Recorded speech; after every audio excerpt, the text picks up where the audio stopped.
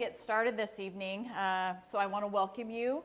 My name is Jeanette Smith. I'm a Public Information Officer with Northern Rockies Team 1 who is here serving you. For a lot of us who serve on this team, this is either our backyard or we're your next door neighbor. So we understand what's going on here and are very compassionate to you.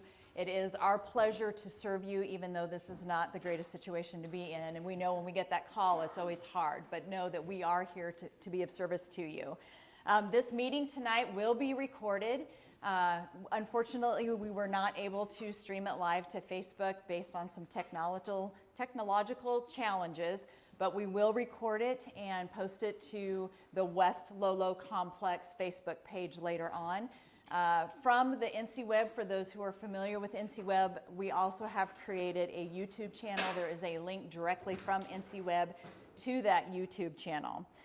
The purpose of this meeting tonight is specifically to talk to about the fires that are on the West Lolo Complex, and we will try to keep that focus there. I ask that you hold your questions to the end, as we will allow a time for questions and answer during that. We are also going to take a few questions that have come through the Facebook page. Again, this is being recorded, so we want to make sure those folks know that their questions are important and we want to answer those too. I will give you a lineup of the speakers this evening. They're all sitting close to me. So we have Carol Johnson, Superior District Ranger. We have Jill Webster, who is here to talk to you about air quality. Brian Anderson, who serves as our fire behavior analyst. He will also be talking about weather. We have Andy Huntsberger, who is an operations section chief on the team. Myself, again, Jeanette Smith, will do the question and answer period. And then we'll conclude with our incident commander, Mike Goycochea. So at this time, I'm going to turn it over to Carol. Thanks, Jeanette, and good evening, everybody. This is a way bigger crowd than I would have anticipated that we would have had on a Sunday evening here, so thank you for coming. When this lightning bust came through our district, we had 15 fires, and we've picked up 2 or 3 more that have been sitting out there that have come to life since the lightning came through. And with that many fires all at once to try to staff, it tapped out our resources that we had on the district. And so I really feel fortunate that we were able to get Mike Goycochea's Type 1 team to come and help us provide some support and help my people on the district get these fires in the best shape that we can. I just want to say I really thank you for turning out, and I can always depend on Mineral County to support me and help me. So thank you. You mean a lot to me.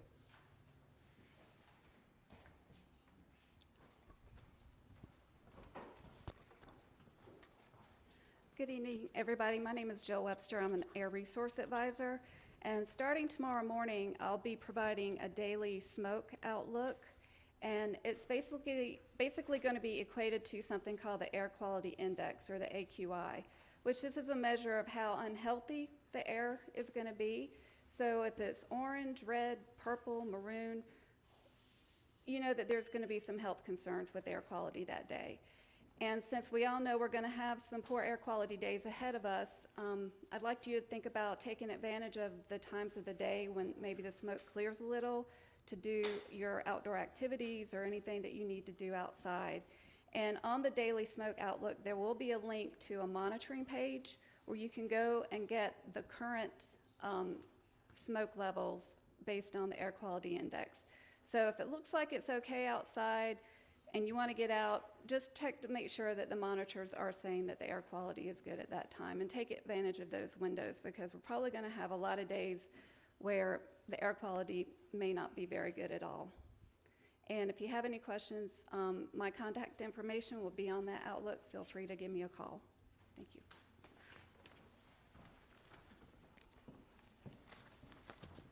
Good evening. My name is Brian Anderson. I'm a fire behavior analyst. And I'm also covering a little bit of the weather of what we're looking at and how we kind of look at things. And I thought we'd first start off with, today was a pretty big day, and what are the elements from weather that really make it a big day or not. and I can kind of boil it down to about 3 different things. When we're looking at our winds, if our wind gusts are starting to get above that 15 mile an hour, that's going to be one of those key elements. Then when we look at very unstable, that atmosphere, the ability for that air to move up in the atmosphere, that's a key factor there. Today is a pretty unstable day. Also, we look at not the stations that are right down in the bottom, but relative humidity recoveries overnight. When they are at mid-elevations and they only reach 20%, that's another key factor. This morning, we had that up in our mid-elevation stations as well. So that's kind of 3 factors that we really look at when we're trying to determine whether it's going to be a big weather day or not. So looking at the weather, a couple of today, so let's just reference everything to today. Big day, right? So what we expect for the next couple of days, Monday through Wednesday, is it's going to be a little bit of relief. We're not going to see as bad of conditions. However, it's still going to be hot and dry. Are we going to see smoke and fire up there? You bet. The next time that we would see a day like today, and I've got to say that when we start to predict weather more than 3 days out, it's kind of a little rough. So just keep that with a grain of salt. Thursday's that next bigger day. After that, we go right back to Sunday. So kind of on that Thursday, Sunday cycle right now is what we're thinking are these kind of larger fire growth days. So part of my job is to really kind of piece it together and really try to make this as predictable as possible to support our operations so that they kind of know what might be in store for them on each given day.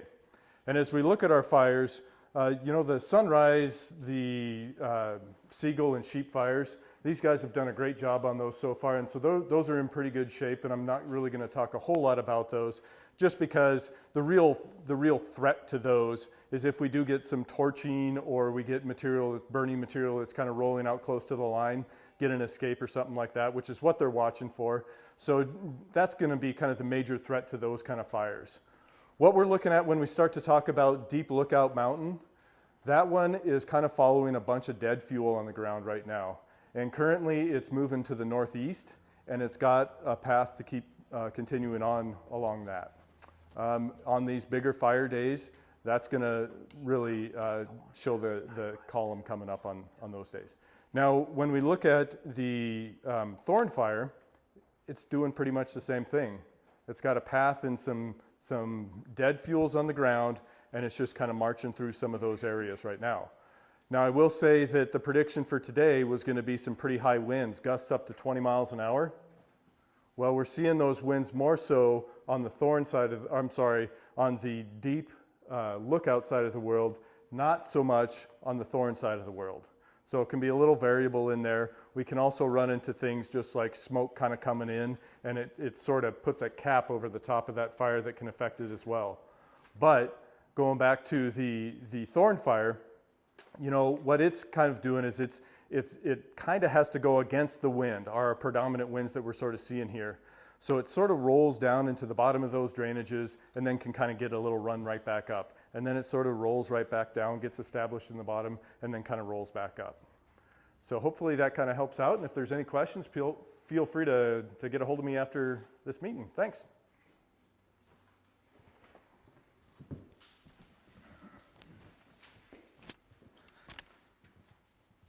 Stand over here. Well, good evening, everyone. My name is Andy Huntsberger, and I'm an operations section chief with Northern Rockies Team 1.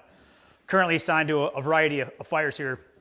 I just want to point out before I give you an overview of all of these fires that there's been numerous other fires that are continually being addressed or have already been addressed. So talked about, earlier, just about a week ago now, there were several fires, somewhere around 35-ish, and they've picked up a few more along the way. And even now we're picking up more. So a lot of these fires were initially attacked and they were fully suppressed. So these districts, both Superior and Plains Thompson Falls, they didn't give those fires to us because they were actively addressing themselves. So the fires that they were, getting a little bit larger or having some problems with, or they couldn't staff, those are the fires that they went ahead and gave to the team. So this is not all the fires that have been dealt with. I mean, just to paint the full picture, there's a lot of fires out there that have been dealt with and are being dealt with the districts and the Lolo National Forest, along with a lot of other fires that aren't on the Lolo National Forest that are around us in surrounding areas, both on state property and other national forests. So this is just a glimpse of what we're dealing with here. I will give you an overview of these fires, and there will be a time later where you can ask me some specific questions about fires if you have them. So I'm going to start over here. It's called the Superior Branch. This is just the area. It's how we break up our fires. It is for the Superior Ranger District. Sunset Fire is around about 17 acres. It's looking in really good shape right now. They got control lines all the way around it, and they're in mop-up. You know, they've been using hand crews, a little bit of helicopters today. They used a lot more helicopters yesterday, but hence the fire is in really good shape, and they were able to get line all the way around it, and they are in mop-up phases on the Sunset Fire. When you come over here to Deep Lookout Mountain, this fire's right down here. Just to give you a little reference, this is where Superior is. So, you know, you're southeast, I don't know, about 12 miles, approximately air miles, that is, you know, kind of heading towards Missoula to give you an idea. Last night, the fire was about 160 acres. There was a main fire that you can see right here, and then you can see a small spot fire to the east. Well, they have more or less grown together now. We're estimating it before we came into this meeting somewhere around 200 acres. It's probably more than that now. I mean, if I was going to guess, I'd say probably 250, 300 before the day is over.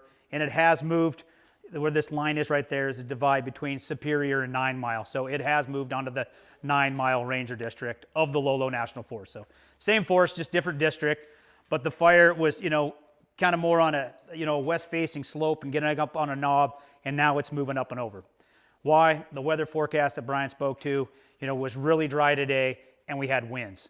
It's been hot, and it's going to be hot, but that, you know, the relative humidity really dropping and that throwing the winds at it, it starts to spot. And I assure you up there today, there are people working very hard to try to contain that fire at the smallest footprint possible, plus using retardant and helicopters. But once again, you know, Mother Nature has a way of telling us who's going to be in charge on certain days, and no matter how much we tried to do with our ground personnel and aerial resources, it just wasn't happening. But I will say this, our plan currently, as of right now, is to retool up and give her another go tomorrow morning going direct. So we want to try to keep this fire as small as possible. We still think that's a viable option. It's a challenging option, but that's where we're headed. So those are the two down here, you know, that you're seeing most, you know, closest to Superior, but I'll head up onto the Plains Thompson Fall districts. You got the Siegel Creek fire.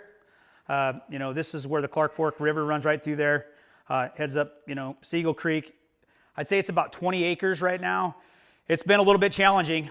We thought we had it going pretty good yesterday, but once again, with the weather and everything else going on today, we had some rollout and got a couple more acres, but we had about 20 plus people up there right now, and we've been using both retardant and helicopters working it. It's going all right. We're feeling okay about it. I don't think we're feeling great about it, but we're feeling that we have a chance, and that's another one that we want to keep it as absolutely small as possible right in that location, because we think that's still the best option. We don't want to see any more large fires. So that is the current strategy, and things are going well. Up here at Sheep Creek, that fire is just about 6 acres, lines all the way around it, crews are mopping it up. We figure we probably got another day or two, and we'll be able to start pulling some resources off that fire because it'll be fully contained. It was wind tested, it's up there, you know, everything today, hot, dry, and we haven't had any issues with that fire. So we are feeling good about that fire, and it's staying in its current location. And I'm gonna have to jump over to this other map because we obviously hit the top of it, and I'll swing over here to the other side.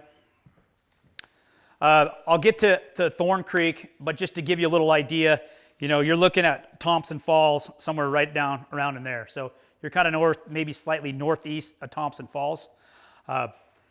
Cataract is a small fire. It's 1.25 acres, maybe 1.5 acres. We flew some people in there this morning to address that fire. Hasn't caused us any issues today. It was one of the fires that we were unable to staff due to resources, but we got some resources. We're feeling good about that one. The people on the ground, putting line in, you know, starting mop up. So to date, we haven't heard any issues with that fire. So that's a good thing, because when we start hearing about them, we know there's problems. So things are going well to date. As we move down here, you have the Thorn Creek fire and the Winnemuck fire. These fires, I mean, you couldn't tell looking from the road or anyplace else that there's two different fires, but we can see it due to our infrared and from helicopters. Last night, combined between the two fires, we were right around 800 acres. I I don't know what the current size of it is. I'm guessing, just like all the other large fires, I'm put on a couple of 100 acres, but once we get, infrared, we've been asking for that every night, we'll have a better idea. We need to point out that this is a full suppression fire. However, due to its location, it's just not a viable option to keep it, not fully suppressed, but contain it at this area. It's very steep, very rocky terrain. I mean, I don't even know where you'd start resource-wise if you really want to try to go up here and, put direct hand lines. And then the exposure and the safety aspect of firefighters is just off the charts. So currently right now, we are not looking at options to go up here and go direct. But what we are looking at is more indirect options down low in more favorable country coming out and around and trying to find a larger, as we would refer to it as a box, or a larger area where we can actually keep that fire contained. We still want to keep it as small as possible, but right now, with direct, hand lines or even helicopters and things like that, it's just not a viable option. Because of all the fires that we have to prioritize which fires we go to first. Like the districts, when they were having their fires, they allocated the resources. It's triage. We want to go to fires where we're successful. Probability of success matters. Firefighter safety matters. Public safety matters. So we go to all these areas, and when you deal with a fire like Thorn Creek, it's way up high. It's not near the values at risk right now, but we know over time that is going to change. But when we triage the situation, we want to go to those where those valued resources are. Where are the things closer to town? And where are the places that we are going to be successful? That matters to us, and I think that should matter to you. So you may wonder, why does a fire get big? We only have so many resources. We're getting dealt some tough cards here. It's July 11th. I can't honestly tell you in my lifetime when we've had this kind of fire scenario going on this early in July. I'm not going to try to explain why or why not. It's just where we're at. And I'm not going to try to sit and tell you that we're going to knock all these fires out and the smoke's going to go away and we're all going to have a great big barbecue and it's going to be great. We've got some challenging days and weeks and months ahead of us. That's just where we're at. So I will give you guys a chance afterwards. We'll get things wrapped up here, but if you do have questions, I will step back up here momentarily and answer those questions.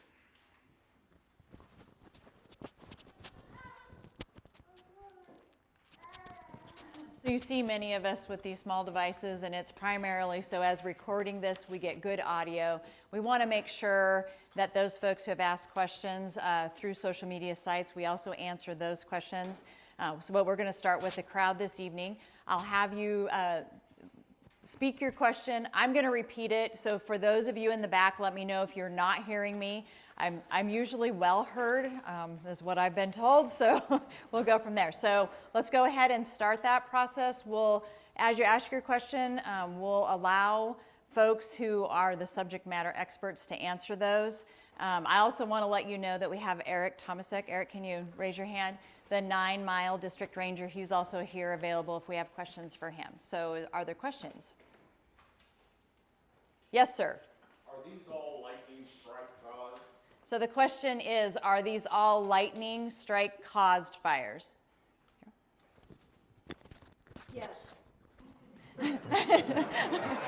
So I'll just repeat Carol's answer, and Carol's answer was yes, they are. Yes, ma'am. So you can ignore my question on the complex page, because I'm going to ask it now because I'm here. Okay.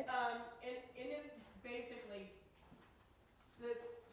for me, the Sunset Fire is directly south of me, and the prevailing winds go my direction. But my main question is there a way through either to break the fires down more distinctly for each fire, how much it's grown, as opposed to lumping it all under the complex? Because I have no way of knowing how big the Sunset's grown, or how, when you lump them all in one thing, I don't have that information for what is directly behind me and what my concerns would be.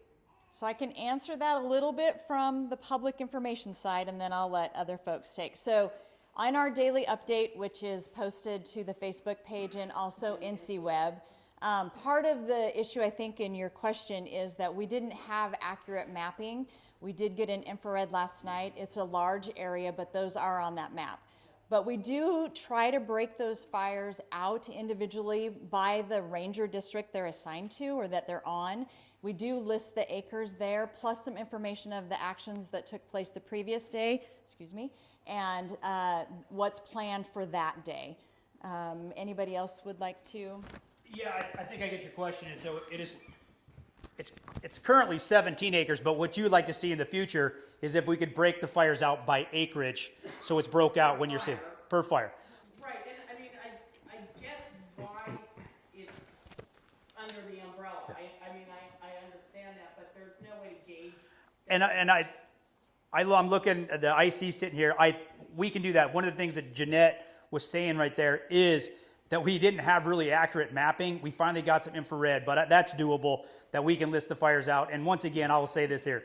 These are estimates, they're approximate, and they're only as good as the time when they are stamped. So they change constantly, and please don't hold us.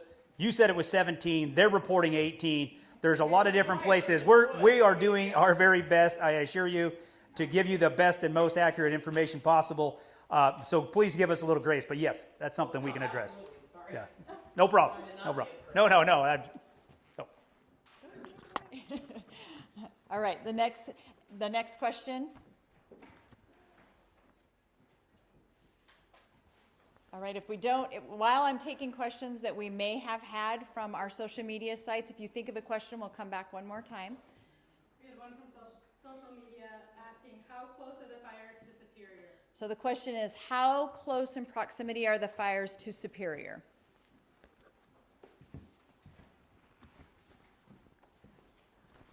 Well, Deep Mountain, I estimated, that's about 12-ish air miles. Once again, I'm estimating here, so that's direct. And then when you deal with Sunset, once again, this is Superior right here, another 10 to 12 air miles, but huge elevation change. I don't know if you have anything better, Lori, this is up on a knob. Sunset Fire's up on a knob, and it is directly, west of Superior, which does matter. And I would say, talking about all this area through here, Sunset would definitely be, of concern, but that fire right now and currently is in looking very good shape. We have containment lines around it, people mopping up. Once again, I'm estimating here 10 to 12 air miles, but there's a lot of drainages in there, so it's not I'm estimating at line of sight, but there's a lot of country in between there, a lot of drainages and a lot of broken ground. That is my best estimate.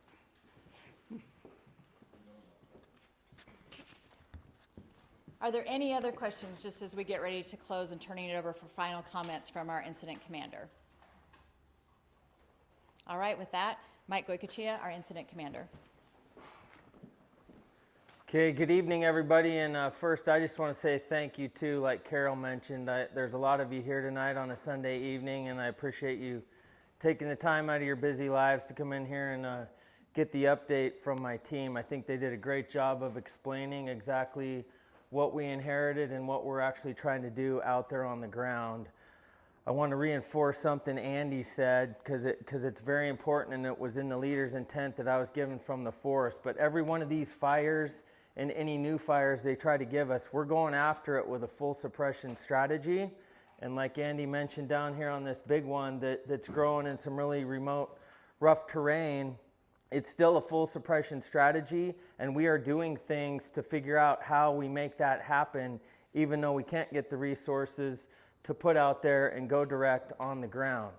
Now, I'm going to talk about outside of this room what's going on as to why we can't get those resources, so you understand some of the challenges that we're seeing, not just at the local level, but at the regional and the national level right now.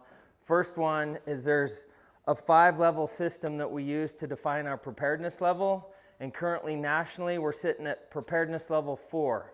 That's one tick away from the highest level that we can have within our national fire preparedness system across the entire country. When you move into the geographic area of the Northern Rockies, which is North Idaho, Montana, and North Dakota, we just went to preparedness level 5 at 0700 this morning. That means every firefighting resource for all the federal agencies, the state agencies, and even in many places similar to here, we haven't called on them yet, but I'll get into a little meeting we had this morning. The local resources are even called into play to help with those firefighting efforts to try and protect those critical values at risk from these fires. Specifically, I'm going to move over into Idaho right now. I believe, if I understand it, there's now 5 teams just like my team, and the gentleman in the back before we started asked how big my team is, and it was roughly around 90 people when we came here. There's 5 more of those teams just like mine committed down here in Idaho. And again, it's July 11th. It's the earliest I've seen that type of a mobilization before in my career. They are dealing with some extreme large fire growth, and I think a lot of the smoke coming in, and I'll have the Air Resource Advisor back me up, but a lot of that smoke that you were seeing the last couple days is coming over the area from those fires that are burning, and then they're also starting to pick up other fires from the lightning that rolled through the other day that we call holdovers that are just now popping up in the hot, dry, windy weather that you heard described. So that's Idaho. When you move into Montana, you have our team up here in what I'd call more of the northwest corner. There's another team coming in similar to my team, going to my home unit down in southwest Montana on the Beaverhead Deer Lodge. I know there's another fire that's trying to come over around Lolo Peak area, and I think they're trying to get a team in to take over that. And then as you move to the east, there's another team out east, and then a couple more large fires out there that actually needed teams, but there weren't teams available. So I would say, like Carol mentioned, very fortunate that they made the call when they did. They got us in here, and we're trying to do the best we can with what we got to do the work on these fires that we've been asked to do. But with that being said, and Andy did a very good job of talking about it, there's only so much stuff in the system. And what happens when we get to this stage, they activate what's called a MAC group. It's a multi-agency coordination group that sits at the highest level of the geographic area, and they'll go around the clock tonight. They're in their meeting right now, and they're looking around the entire geographic area, and they're going through every fire, every complex, and they're making the priorities, and they're going to set those priorities as the resources come in from Boise, which controls the national scene. As the resources come in, that priority list will determine who gets those resources. And so far, we've been running around 4 or 5 on the priority list within the region for this complex. I think one of the things we've had an advantage with is, like Operations was explaining, we still have a chance to take some fires off the map, like you heard we may end up getting to do here with Sunset.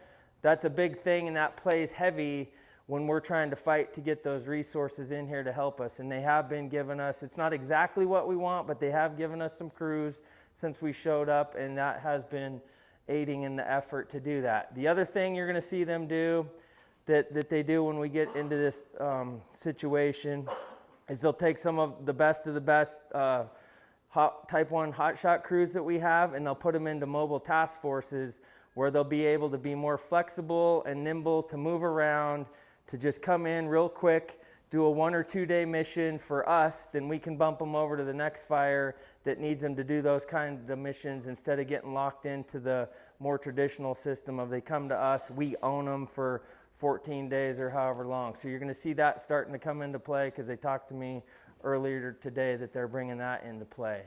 But big picture wise, as Andy was getting at, it's extremely early.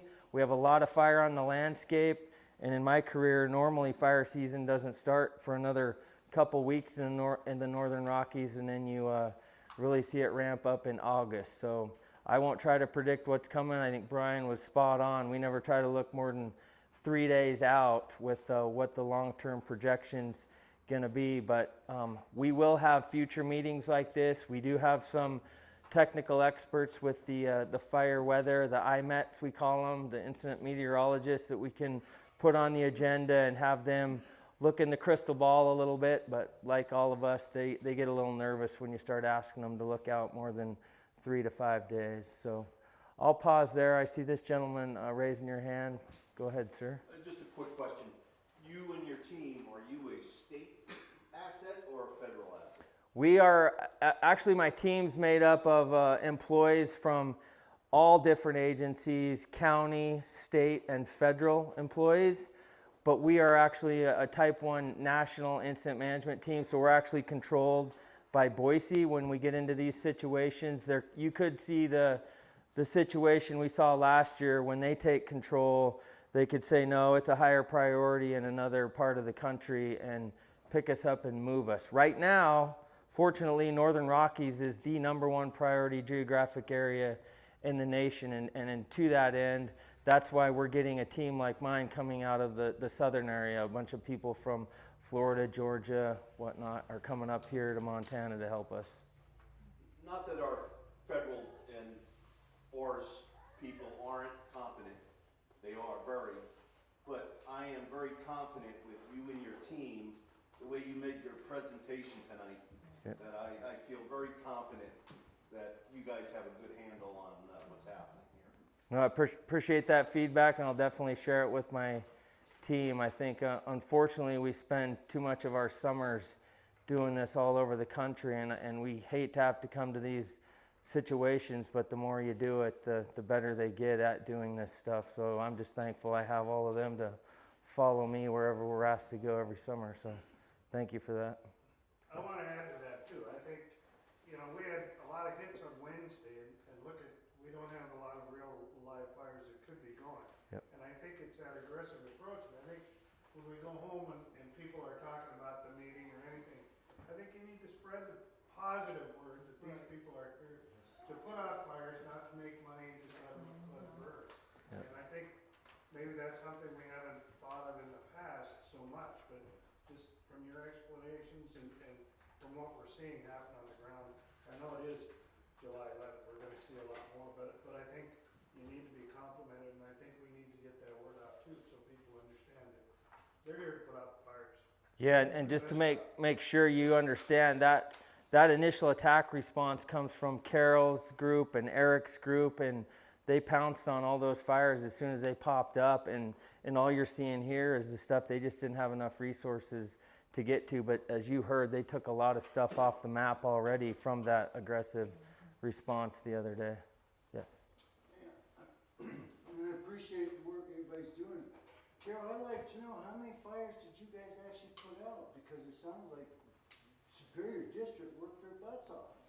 I'm gonna ask Lori, she's been right on the front line of it, so Lori. Just when the lightning storm came through on Wednesday, so 2 days, we picked up another one that they called the holdover, so we're at 18. Well, thanks, you guys. Thank you very much.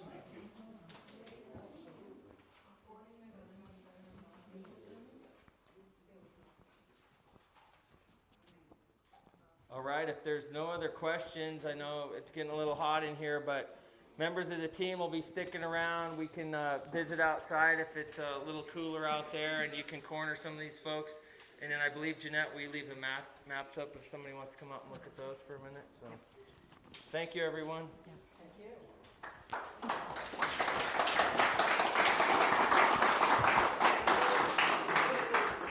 So I'm just going to give you guys some quick facts here. We do have a phone number for those of you who picked up an update. That phone number is on there. You're welcome to call that. Also, it sounds like most people are connected to NCWeb, the Facebook page, and the Lolo National Forest Twitter page. So thank you again for being here. I know it's warm.